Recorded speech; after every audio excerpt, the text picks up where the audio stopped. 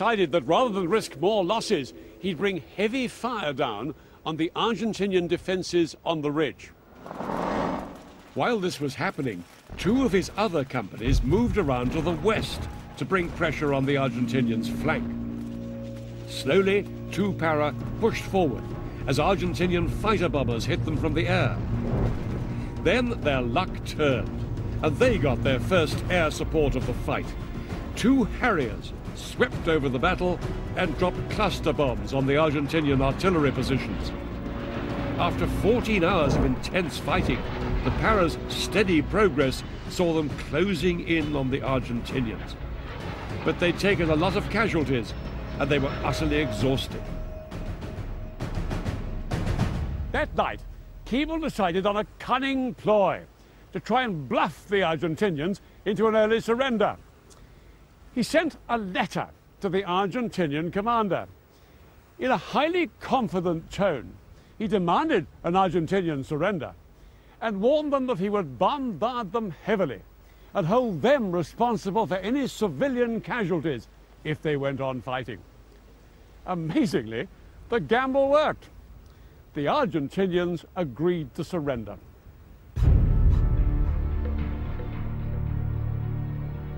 The next day, the Paras were astonished to see over 900 Argentinians, nearly twice their own number and nearly 3 times more than they had expected, lay down their weapons.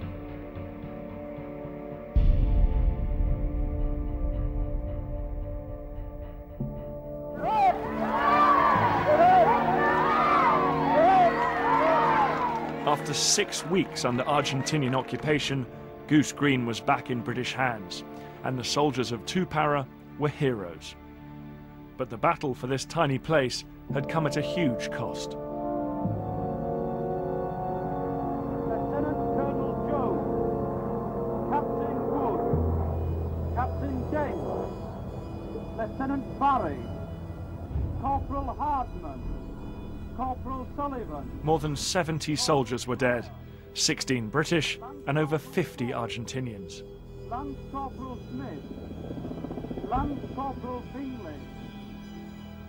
What had begun as a quick raid to seize back the airstrip and liberate the community had turned into a bloody battle in the struggle for the Falkland Islands.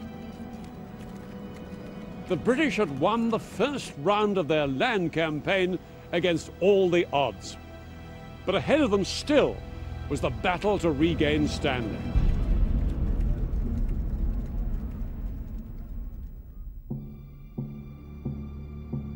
While 2 Para had been fighting at Goose Green, the main British force had crossed the island and was now just 12 miles from the capital. But the soldiers knew they faced a tough fight between them and Stanley. We've got to take Stanley. No stopping us now, I don't reckon. Got to get it done fast, so the only way to do it is get in there. Do you have any feelings of apprehension, though? Oh yes, definitely. Without a shadow of a doubt. Everything seemed to be going to plan. But then the British campaign suffered a massive blow. What followed was the largest single British loss of life in the war.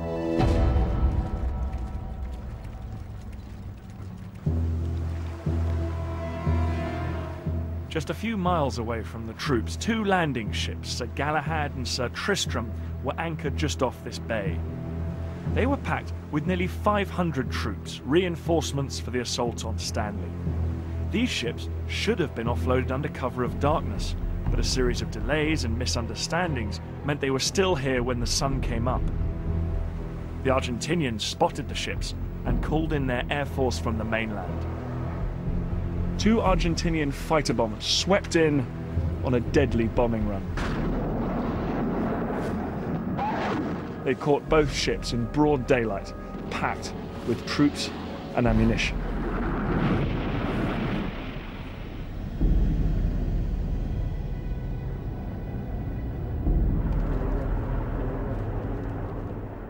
"49 men were killed and a further 115 injured in the disaster.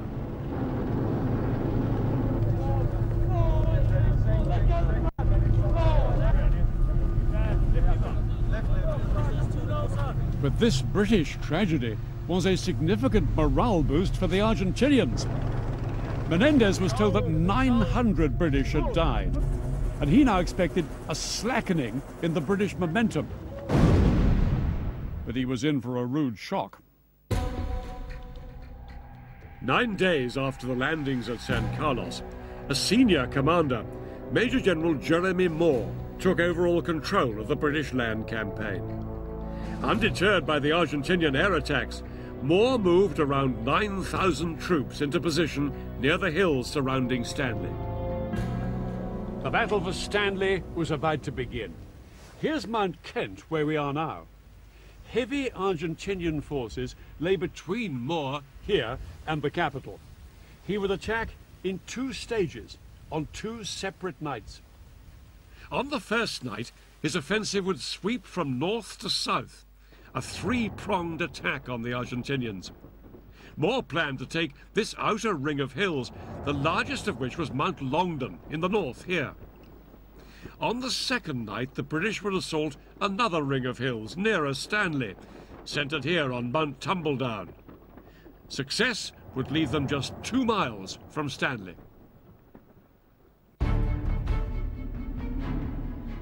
The first targets were the Argentinian troops dug in all over Mount Longdon. Mount Longdon is a natural fortress. Over 500 feet at its highest point, it dominates the surrounding moorland. For the British forces, this was a dangerous place to attack. And after their experiences at Goose Green, they didn't want their troops caught advancing in the open terrain in daylight. So they made a key decision. All the battles to retake Stanley would be fought at night. Night fighting is a highly effective strategy. Every soldier in the British forces has to be as good at fighting in the dark as in daylight. I joined the British Army on a training exercise to experience what it's like.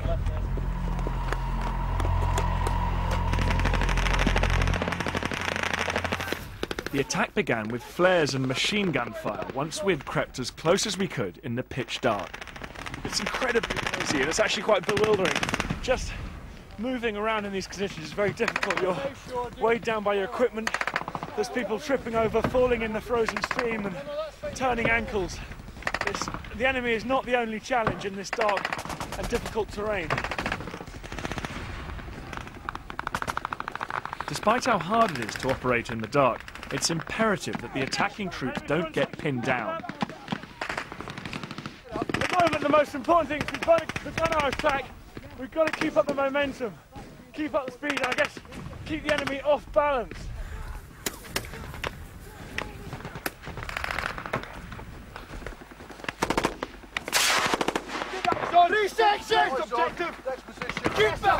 We're about to go over this rise now, and interestingly, the commander here is constantly telling everyone what's going on in the rest of the battlefield. Even though it's only 50 or 100 metres away, it's very confusing in the dark. We can just hear firing and lots of shouting.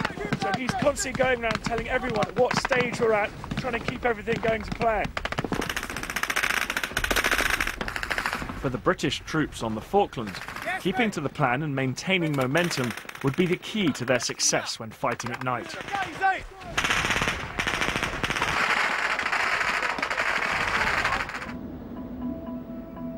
At 8 p.m. on the 11th of June, the British forces began their attack on Mount Longdon.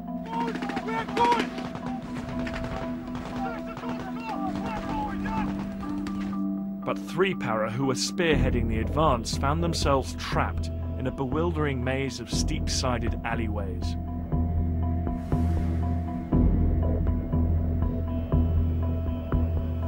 These narrow gullies here channeled the men into the killing grounds of the Argentinian machine gunners and snipers up above. Then grenades were rolled down in amongst them. One officer compared it to like being stuck in a bowling alley.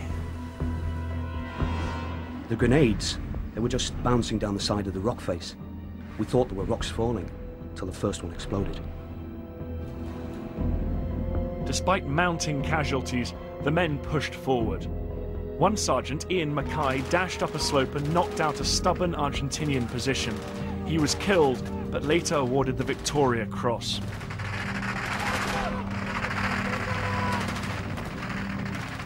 For 7 hours, the British forces battled their way up Mount Longdon.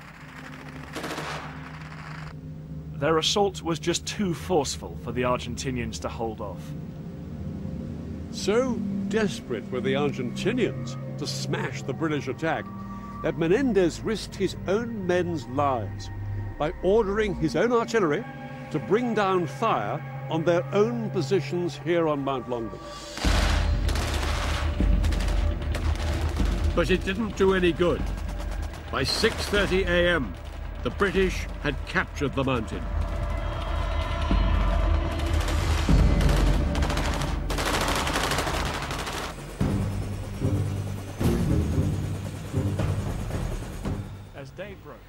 Bueno, me quedé sin tiempo otra vez. El final ustedes ya lo saben. Lo bueno de este video es, por un lado, mire, estaba tomando nota mientras lo estaba viendo. La bomba de racimo beluga que ellos hablaban es una bomba prohibida según la Convención de Ginebra. Es una bomba que dispara un avión y que a determinada altura se abren los casquetes de costado y de esa bomba salen 69 bombas que explotan a distintas alturas porque esas bombas tienen una espiral y cuando esa espiral gira las activa. Entonces pueden explotar a 10 metros, a 20 o puede caer en la tierra y una suave brisa hace que la bomba explote. Por eso están prohibidas. 69 bombas por cada bomba que disparaban. Después, dicen que se encontraron con una relación 3-1. Ellos eran 1 y los argentinos eran 3. Pero ellos eran profesionales. Profesionales de la guerra. Practicaban las 24 horas del día, todos los días del año, la guerra en Inglaterra. Los nuestros eran soldados con 2 meses de instrucción. Después, como decíamos acá irónicamente mientras veíamos el video, muertos leves. Ellos hablan de pocos muertos. En un momento 17 muertos y 115 heridos. En otro momento 49 muertos. También lo hablábamos recién con Roger, porque veía que había una fosa común y ponían a los muertos ahí que después iban a tapar. Claro, porque tenían que seguir avanzando y no los podían dejar al descubierto, los tenían que enterrar ahí. No sé qué pasó con esos ingleses después, si esos pozos fueron desenterrados y trasladados a los ingleses a otros lugares. Y de esos 115 heridos, me imagino que debe haber un montón de muertos. Bueno, espero que les haya gustado el programa de hoy. Saben que este programa se repite los domingos a las 20 y los martes a las 18. Pueden igual, cuando ustedes vean el programa el domingo o el martes, llamarme por teléfono, porque yo después el mensaje lo leo en la otra semana. El teléfono es 022 46 15 50 15 83. Y me voy como lo hago toda la semana con la frase que decía el coronel Seineldin: Dios y patria o muerte. Chao, hasta la semana que viene. En las aguas bajo el frío duerme. ¿Quién guardará tu plegaria del viento? ¿Quién borrará nuestras lágrimas del mar? Siento al dormir tus muletas en llamas y en sueños volverás a caminar.